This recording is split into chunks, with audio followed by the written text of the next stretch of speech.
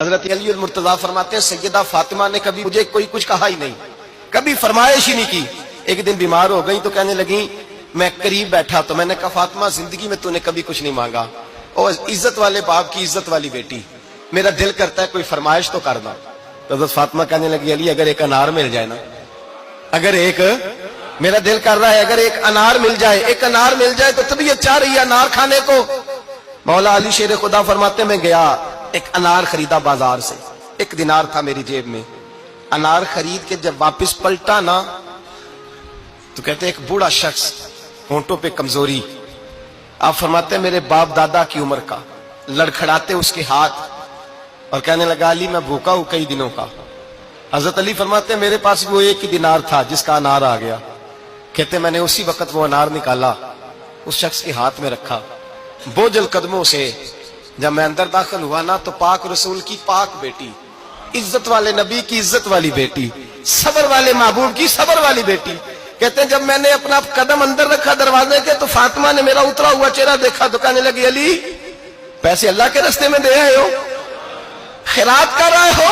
حضرت شیر خدا رضی اللہ تعالیٰ عنہ فرماتے ہیں میں فاطمہ کی طرف دیکھا تو میں حیران ہو گیا، میں نے کہا فاطمہ تجھے؟ کہنے لگی مجھے یقین ہے آپ انار لینے گئے تھے، آپ نے خرید بھی لیا تھا، اور مجھے پتا ہے علی میرے ساتھ بے وفائی ہو ہی نہیں سکتی، یہ کسی سوالی نے مانگ لیا ہوگا، علی آ جا، مجھے انار کھانے سے وہ سکون نہیں ملا جو تو اللہ کے راستے میں دے آیا ہے تو سکون ملا ہے، کھانے سے نہیں ملا جو تیرے دینے سے ملا ہے۔ مولا علی کہتے صبر کر کے میاں بیوی بیٹھ گئے تو دروازے پہ دستک ہوئی، کہتا میں اٹھ کے دروازے پہ گیا تو حضرت سلمان فارسی دروازے پہ کھڑے تھے، انہوں نے نا 9 انار مجھے دیے،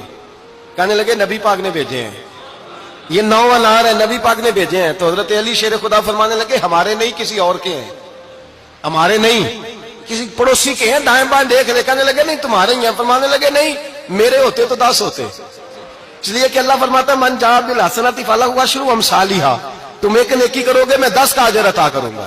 فرمایا میرے ہوتے تو 10 پورے ہوتے، اللہ رسول نے بھیجا اور میرا یقین کمزور ہو سکتا ہے، میرے ہوتے تو 10 ہوتے، یہ 9 ہے۔ حضرت سلمان فارسی نے جیب میں ہاتھ ڈالا، 10واں بھی نکالا، کہا علی تیرے 10 ہی تھے، میں تو تیرا امتحان لے رہا تھا،